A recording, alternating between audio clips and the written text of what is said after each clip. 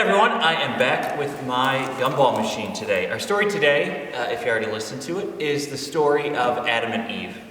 And Adam and Eve comes right after creation, right? Everything was made good, and we talked about that last week. Everything had its place, everything worked together, and everything was nice, but it doesn't stay that way for long. And I want to introduce you to one of the parts here, which is this little screw here at the top.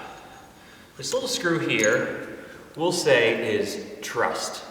This little bit here is trust. And you see there's this whole big thing, this little piece is trust. What do you think is going to happen now with this one piece gone? Set that aside for now. The story of today is that Adam and Eve are given this whole Garden of Eden, and they're pretty much just said, don't eat that one fruit over there, and everything will be good.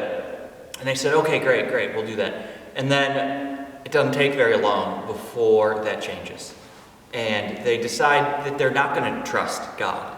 They decide that they're not going to trust that God has their best interest at heart. They're not going to trust that God gave them those guidelines for a reason. They're not going to trust that God has provided them with everything that they truly need. And instead, they're going to listen to the snake that comes along.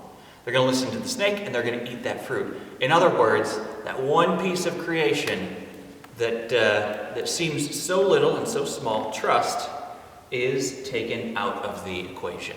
And you're left with creation without that trust. Now, before we see what happens when you take trust out of the situation, I want to talk to you about what happens here, because I think it's too easy to get into the blame game here.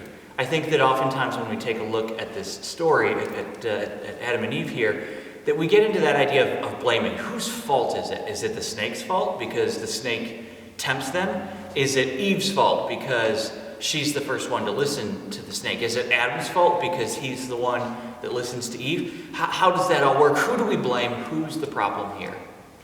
And the truth is that when you start going down the blame game, when you start getting this into some sort of whose fault is it, it's never really useful. I don't think it's useful in our lives either. How often are you successful when you start saying that it was someone else's fault, and when you start trying to blame someone else? Usually doesn't go so well, right? If you do something that you're not supposed to do, a lot of times it doesn't matter whose fault it is that you didn't do the right thing. It kind of comes down to you didn't do the right thing. And in this case, Adam and Eve took that trust out of the situation.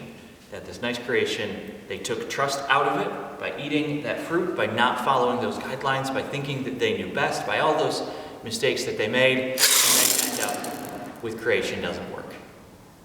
Right? You end up with a mess. You end up with things coming out all over the place because trust isn't there to hold it all together. Now, I have quite a mess on my hands here, don't I? I have quite a mess jelly beans, and I have quite a mess here in the church. It's noisy and it's loud and things are shaking out all over the place. There's jelly beans in here where jelly beans aren't supposed to be. I have a catastrophe on my hands. Now, I'm going to start putting this back together. I'm going to need everything to go back in its place. If I'm going to start putting this together, I'm going to need things to go back in the order that was intended. This thing only works if you put it in just the right way. These things have to go in the right places. And then, once I have all of that back together and everything back where it needs to be, then I've got to do the long work of picking up each and every jelly bean and putting it in here.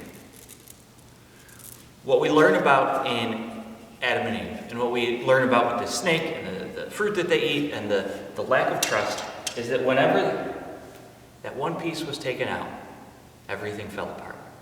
And then you have to do the long work of putting it back together. It only took me a second to make all of this fall apart, right? I picked it up, everything fell out, there was a mess, things started coming apart. Mess is still being made. It only took a second. But the work of putting it all back together is something that's going to take a little bit longer. The rest of the story of our Bible is the story of this getting put back together. And to give you a spoiler at the end, it's Jesus. Jesus is the one that does it. Big surprise, right? You're in church and the answer is Jesus. But the story of Adam and Eve is to remind us that when you take that trust out, trust in God and trust in God's promises for you, that's when the mess happens. And so the whole creation, the whole world has some putting back together to do here. But in your life and in your experience, remember trust. Trust in God and trust in God's promises for you. That's it's kind of a key piece in this whole thing. You see what happens when you take it out of the picture. All right, well, it looks like I have some cleaning up to do. And so I'm going to get to it, and I'll see you next week. Bye.